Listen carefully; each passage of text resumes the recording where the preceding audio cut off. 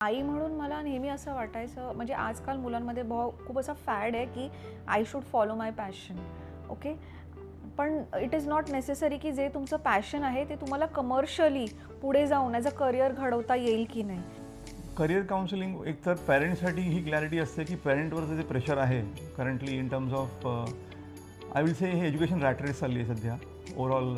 If you see considering प्रत्येक parent असंच imagine करतो की माझा मुलगा कमर्शियली व्यवस्थित स्टेबल व्हावा आणि he should choose a line of career which is fulfilling. म्हणजे कसं की त्याला समाधान वाटावं की मी जे करिअर करतो ते चांगलं आहे. माझा समज किंवा गैरसमज म्हणा असा होता की ही जवळजवळ 1-2 तासाची प्रोसेस असेल मॅक्झिमम. पण जेव्हा आम्ही ग्रोथ सेंटरला अप्रोच केलं तेव्हा मला कळलं की it is not a process of 2 hours. आणि मग इन्फ्लुएन्स बराच असतो पिअर ग्रुपचा पण, त्याच्यामुळे त्या इन्फ्लुएन्स खाली तो नाही आहे ना. Is he clear about his thoughts? Peer group as well as social media I would say खूप इन्फ्लुएन्स आहे मुलांवर आजकाल सोशल मीडियाचा. सो ते पण एक फॅक्टर होतं. So for your own peace of mind आणि फॉर तुमच्या मुलाच्या पीस ऑफ माइंडसाठी करिअर काउन्सिलिंग नक्की करा.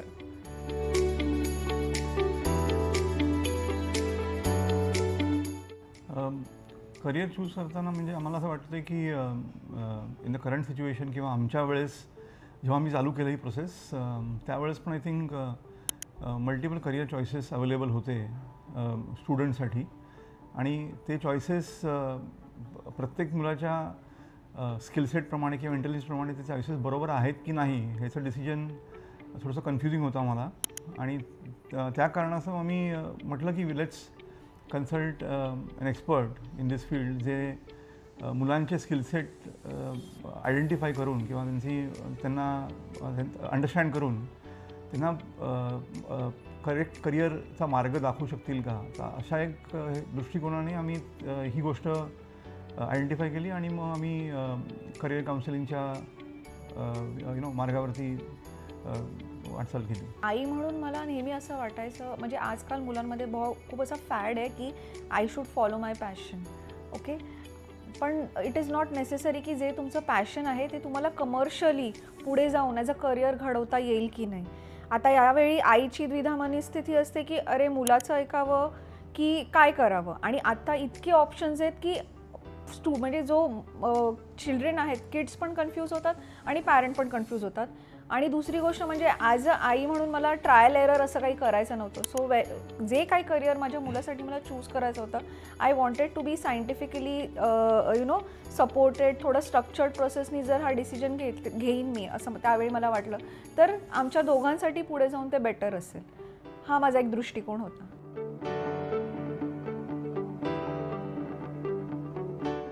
तर करिअर काउन्सिलिंग ॲज सच म्हणजे माझा अनुभव असा होता की when I was doing my career मी हा एक्सपिरियन्स केलेला होता वोकेशनल गायडन्स थ्रू. आणि त्याच्यामुळे माझं पण मार्गदर्शन झालं होतं या ओव्हरऑल करिअर काउन्सिलिंगमुळे. तो एक माझ्यावरती इम्पॅक्ट होता की करिअर काउन्सिलिंगमुळे you are able to choose किंवा तुम्हाला कळतं की बाबा तुमचं स्किलसेट कुठे आहे आणि कुठलं करिअर तुम्ही चूज करू शकता बेसिस युअर स्किलसेट. आणि म्हणून आणि we were also avid reader of Maharashtra Times. आणि महाराष्ट्र टाइम्समध्ये आम्ही बरेचदा आय थिंक ग्रोथ सेंटरचं नाव ऐकलेलं होतं. आणि both the I think promoters जे आहेत जे मेन ही भूमिका करतायत सध्या in terms of career counselling, I think Swati madam आणि सुचित्रा मॅडम जे आहेत त्यांचे बरेचसे लेख आम्ही वाचायचो. इनफॅक्ट माझे आई वडील पण वाचायचे, त्याच्यामुळे तो एक इम्पॅक्ट घरात होता. आणि त्या ह्याच्याने मग आम्ही डिसाईड केलं की since they are into this field आणि त्यांना माहिती आहे यातली, आपण त्यांना अप्रोच करून एक सायंटिफिक ॲज शी राईटली सेड की सायंटिफिक अप्रोच घेऊन त्याच्या स्किलसेट आयडेंटिफाय करूया आणि मग त्याप्रमाणे करिअर त्याचं डिसाईड तोच करू शकेल. आम्ही करण्यापेक्षा तोच करू शकेल.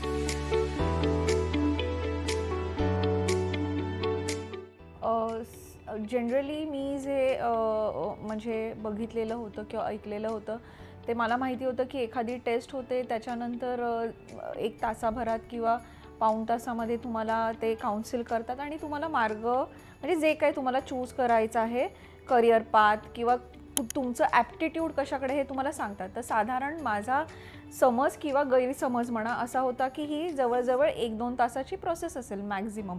पण जेव्हा आम्ही ग्रोथ सेंटरला अप्रोच केलं तेव्हा मला कळलं की it is not a process of 2 hours. त्यांनी खूप इंटेन्सिव्ह माझ्या मुलाच्या म्हणतात ना ॲप्टिट्यूड टेस्ट केल्या. म्हणजे त्या टेस्ट ज्या होत्या त्या जवळजवळ एक 4 तासांच्या टेन्युअरच्या होत्या. म्हणजे तुम्ही इमॅजिन करू शकता त्या 4 तासाच्या ह्याच्यामध्ये त्यांनी किती गोष्टींवर त्याला इव्हॅल्युएट केलं असेल. म्हणजे ही एक खूप इंटेन्सिव्ह प्रोसेस होती. त्याची पास्ट अकॅडमिक हिस्ट्री काय आहे, त्याचं बिहेवियरल जे म्हणतात ना स्वभाव, मूलभूत स्वभाव त्याचा कसा आहे, त्याचा कल कशाकडे, what all things they have found out. They gave us time to think. त्यांनी आम्हाला विचार करायला वेळ दिला आणि आमचे विचार ऐकल्यानंतर त्यांनी त्यांचे सजेशन्स दिले.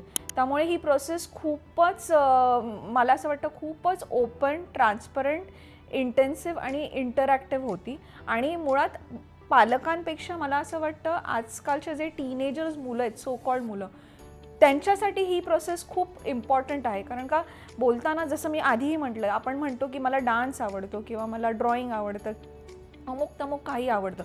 पण जेव्हा तुम्ही एक 4 तासाचा एखादा प्रश्न उत्तर किंवा त्याच्यावर ॲनालाइज करता, तो मूल स्वतःहून विचार करून जेव्हा उत्तरं देतं, तेव्हा मला असं वाटतं त्यालाही त्याची क्लॅरिटी येत असते की आपण या पर्टिक्युलर एरियामध्ये किती अजून पुढे काय काय करू शकतो. आणि ऑफकोर्स मग नंतर मार्गदर्शन मिळाल्यावर क्लॅरिटी अजून जास्त येते असं मला वाटलं या प्रोसेसमध्ये.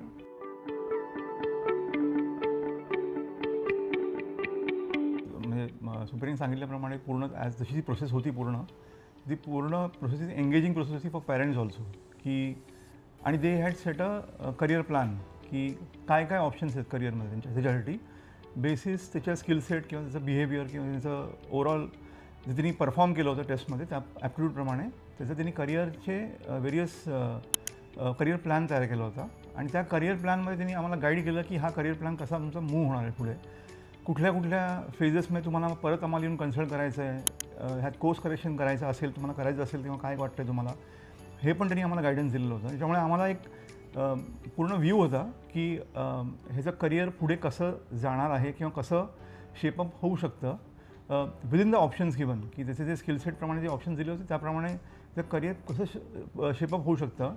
आणि आम्हाला त्यात कॉन्ट्रिब्युशन आमचं काय असणार आहे हेही त्यांनी एक व्हॅल्यू ॲड दिलं होतं. Because just by giving a career किंवा करिअर ऑप्शन देऊन पेपरवरती त्या गोष्टी होत नाही. It has to be a engaging process from both parent and the student also.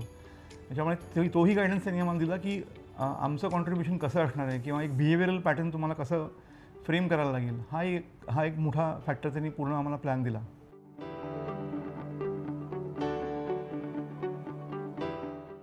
आमचं 10वीचं काउन्सिलिंग झाल्यानंतर आम्हाला जे ॲज करिअर प्लॅन त्यांनी दिला होता त्याप्रमाणे आम्ही त्याला वझे कॉलेजमध्ये मुलुंडला ॲडमिशन घेऊन त्याचं आर्ट्स फर्स्ट 2 इयर्स कंप्लीट केले. आणि again we approached Growth Centre for 12th standard just to reconfirm how to take it forward. 12वीनंतर कसं करायचं आहे, कुठलं कॉलेज घ्यायचं आहे, कुठल्या इन्स्टिट्यूशन्स आहेत, कुठे आम्ही अप्रोच करू, कुठले कॉलेजचे फॉर्म्स भरू, ह्या सगळ्या गोष्टी त्यांनी गाईड केल्या. म्हणजे 12वीच्याच वेळी मला असं वाटतं बऱ्याचशा स्ट्रीम्सचे एंट्रन्स एक्झाम, वेगवेगळ्या कॉलेजचे एंट्रन्स एक्झाम सुरू होतात. तर त्याची एक प्रिपरेशन मोठी गोष्ट असते जी मला असं वाटतं लगेचच 11वी नंतर सुरू होते. म्हणजे 12वी आणि ते एंट्रन्सचं पॅरलल हे सुरू होतं प्रिपरेशन. आणि त्यामुळे we went back to them की नक्की आता पुढे काय.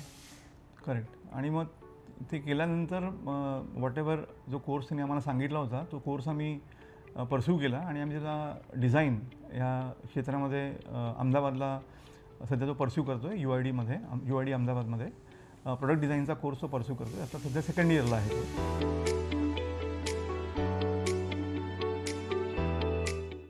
पण सिन्स आम्ही प्रोसेस बघितली होती आणि सिन्स टाईम फ्रेमप्रमाणे करिअर ऑप्शन्स पण बदलत असतात. आणि पोस्ट 11th-12th त्याची ती आवड नक्की आहे की नाही आहे, की बाबा त्यांनी आर्ट्स घेऊन त्याला डिझायनिंगचे कोर्स जे होते जे 11वीमध्ये चालू होतात कोर्सेस ते आम्ही चालू केले होते. त्याच्यामुळे खरंच तो ह्या फील्डमध्ये परस्यू त्याला आवड आहे किंवा कंटिन्यू करेल की नाही ह्याची एक शाश्वती करून घेणं किंवा एक अश्युरन्स करून घेण्यासाठी परत आम्ही एकदा त्यांना कन्सल्ट केलं की हे आम्ही परस्यू करतो तर करावं की नाही करावं म्हणून. आणि मग त्या दृष्टिकोनाने आम्हाला जेव्हा परत माहिती जेव्हा पडली की बाबा नाही हे ठराविक कोर्सेस जे आहेत डिझाईनमधले त्याच्या करिअर ऑप्शनसाठी चांगले आहेत आणि मग आम्ही हे केलं, म्हणजे we want to be rest assured की परत काय होतं की मुलं आहेत शेवटी, त्यांना करिअर करायचं असतं, they travel outside, they see people, they meet people, आणि मग इन्फ्लुएन्स बराच असतो पिअर ग्रुपचा पण, त्याच्यामुळे त्या इन्फ्लुएन्स खाली तो नाही आहे ना, is he clear about his thoughts. Peer group as well as social media I would Exactly. से खूप इन्फ्लुएन्स आहे मुलांवर आजकाल सोशल मीडियाचा. सो ते पण एक फॅक्टर होतं. अँड प्लस सिन्स आम्ही दोघंही कॉर्पोरेट वर्ल्डमध्ये आहोत, आम्ही बघतोय की how much difference AI and other automation processes making every month किंवा प्रत्येक दिवशी काही ना काहीतरी नवीन असतं. तर ॲज अ पॅरेंट्स म्हणून किंवा ॲज अ पालक म्हणून जेव्हा आपण कन्फ्यूज होतो ते, किंवा यू कॅन इमॅजिन की टीनेजर्स जी आत्ता फक्त कोवळी मुलं आहेत ते किती कन्फ्यूज होऊ शकतील. So that was the reason की हे कन्फ्युजन क्लिअर करण्यासाठी आम्ही परत 12वीत अप्रोच केलं.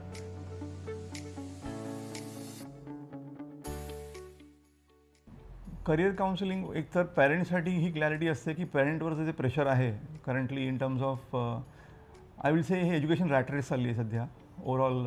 इफ यू सी कन्सिडरिंग प्रत्येक पॅरेंट असंच इमॅजिन करतो की माझा मुलगा कमर्शियली व्यवस्थित स्टेबल व्हावा आणि he should choose a line of career which is fulfilling. म्हणजे कसं की त्याला समाधान वाटावं की मी जे करिअर करतो ते चांगलं आहे, आणि ऑब्व्हियसली एक कमर्शियल पार्ट त्याच्यामध्ये असतोच की कमर्शियल व्हायबिलिटी या करिअरमध्ये आहे की नाही पुढची, जेणेकरून तो एक लाईफ सेटलमेंट जी आपण म्हणतो ओव्हरऑल ती होणार आहे की नाही त्याची. तो ह्या दोन काळज्या ज्या असतात बेसिक अगदी पॅरेंट्सना, त्या दृष्टिकोनाने आणि करंट ऑप्शन्स जे आहेत करिअर अवेलेबिलिटीसाठी इतके मल्टिपल ऑप्शन्स आहेत.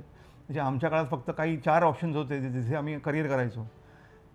तर ते ऑप्शन्स खरंच चांगले आहेत की नाही आहेत, किंवा कुठल्या स्ट्रीमनी त्याला हेल्प होईल किंवा नाही हेल्प होईल, किंवा कुठल्या स्ट्रीमनी तो अजून फ्लरिश करू शकेल त्याच्या करिअरमध्ये, ह्या काही कन्फ्युजन्स आमच्याकडे असल्यामुळे आम्ही पेरेंट्सकडे होत्या, आणि त्या दूर करण्यासाठी आम्ही सपोर्ट घेतला करिअर गायडन्सचा. आणि स्टुडंटसाठी नक्कीच तो एक प्लॅटफॉर्म होतो तयार की पॅरेंट्सना पण माहिती आहे की माझ्यासाठी काय चांगलं आहे किंवा वाईट आहे. असं नाही की it is one sided decision from a parent side only की हेच तुला करायचं आहे, जे बहुतांश वेळेला आपल्या जनरेशनच्या वेळेस तेच झालं होतं की तुला हे करायचं आहे. मला असं वाटतं की इन शॉर्ट जर मी सांगेन एक 2-3 सेंटेन्समध्ये, करिअर काउन्सिलिंग हे पीस ऑफ माइंडसाठी करावं.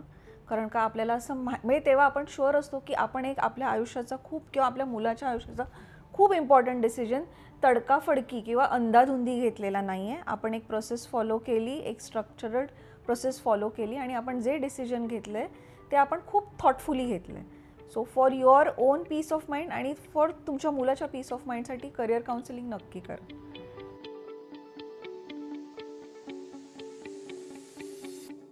It gives direction, clarity.